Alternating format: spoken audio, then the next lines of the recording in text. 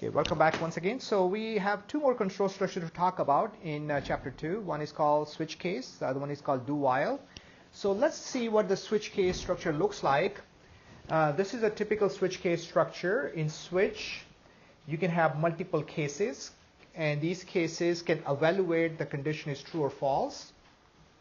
And assuming grade is some kind of character, so if you have some kind of character which is provided by the user, and this grade will be evaluated, and these cases will be evaluated based on that incoming grade. Now, switch and case has its own purpose. However, switch and case has some limitations. So let me talk about some limitations about switch case, then we'll jump directly into switch case and see how it works. Now, if and else, which we used in our second project and which we'll probably use later on throughout the semester, is very flexible. If and else can be used for any scenario, any kind of condition. On the other hand, switch and case is useful for limited type of data, for integers and characters. So switch and case is used when your incoming data is integers or characters. If you would like to evaluate strings, doubles, you cannot use switch and case. So switch and case cannot be used for doubles and strings. So here, assuming our grade, letter grade A, uppercase A, or lowercase a, is a character, then I can use switch and case. Or if I have a different scenario, I'm checking the room numbers or building numbers or some other numeric values, whole numbers, then I can use switch and case. So what happens, let's assume some kind of incoming grade is A, provided by the user. So this A will be moved on to the first scenario. This is the first case.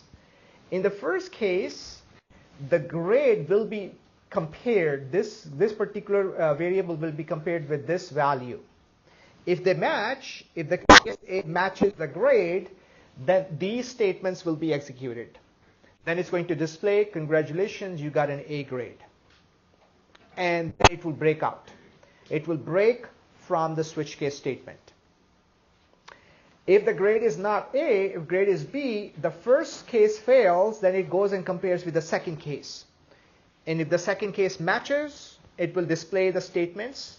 There could be dozens of multiple statements under here. The statements will be executed. If that's not the case, case C, case D, or other cases will be evaluated. What if somebody enters a grade which looks like this, Z? Incoming value is Z. So in that case, we might go to the default. Default is like else in your if and else. It's the last else. It goes to the default, it says invalid grade. Then it breaks out. And let's see how it works. So I have this same exact code I just typed right there. So assuming this grade is some kind of character, I just declared and initialized, and I'm going to grab the value from the user, and then I will test these scenarios. So I have case A, case B, case C, case D, case F, and the default case. The default case is the last resort. If none of these cases match the criteria, then the default case will be executed. So for example, if I run this one, and if I say,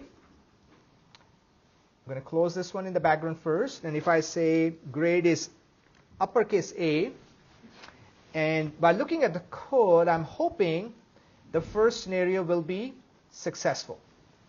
Just for the recording, so I just provided the value A, and I'm hoping that first case will match, and these statements will be executed. So when I run, it says you got an A, and it breaks out from the first switch case. Okay, so seems like it's working for us. Let's try another scenario.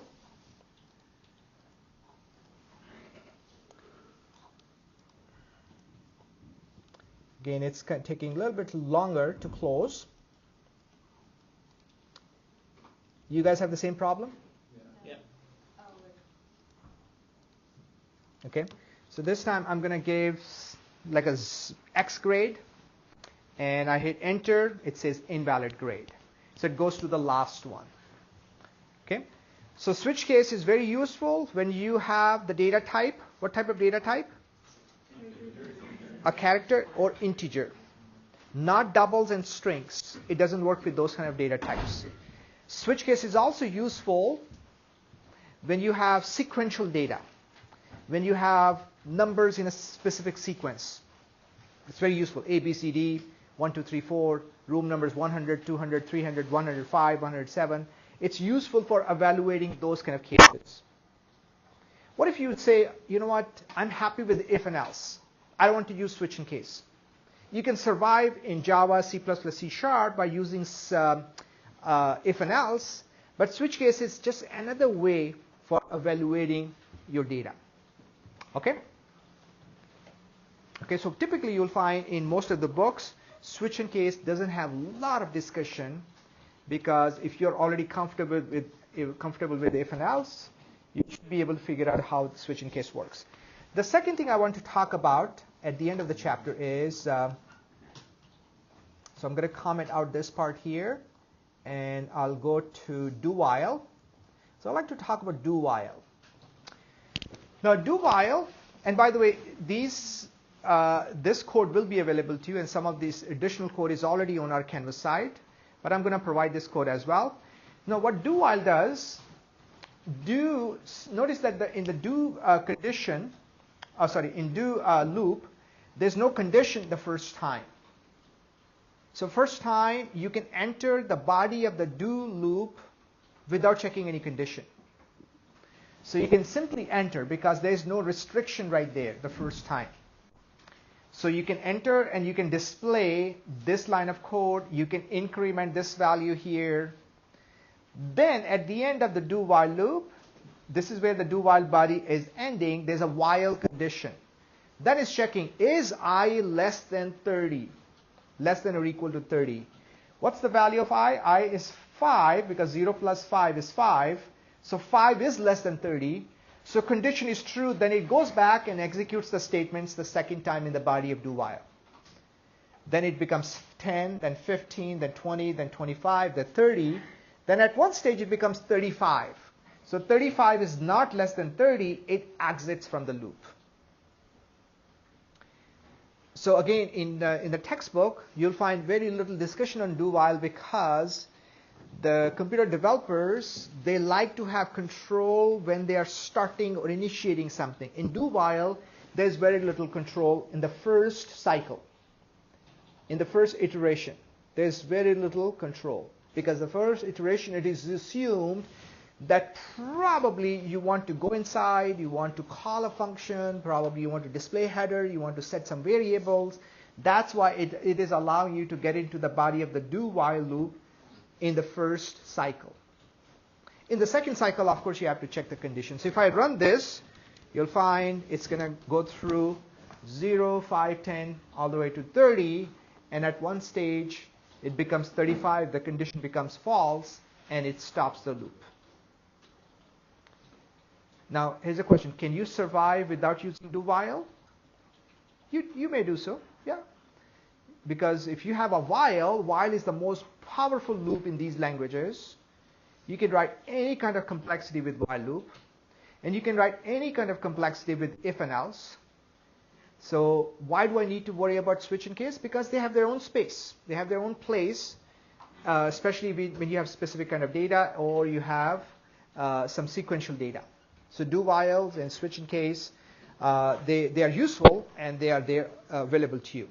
So if you ever find switch and case or do while, and of course you will see them in the exam. Of course, in the exam, which we are going to take probably end of March or so, probably 3-4 weeks from now. Already had completed the exam. I'm going to show you some sample questions as well. You will see that there's a lot of code in the exam. Small code, 2, 3, 4 lines of code. So you need to figure it out in your head or piece of paper. What is the result? What is the output of this code? So there might be a switch and case like this. So then you have to figure it out. What's the result? What will happen? And of course, you have 100 questions and you have about 2 hours. So if you are not comfortable, you have not executed these programs over and over many, many times, you will have some struggle. But if you're comfortable with these kind of these kind of pieces of code, then it should not be a problem. All right. One more thing I want to highlight, another reason. I'm actually going to stop right here so I can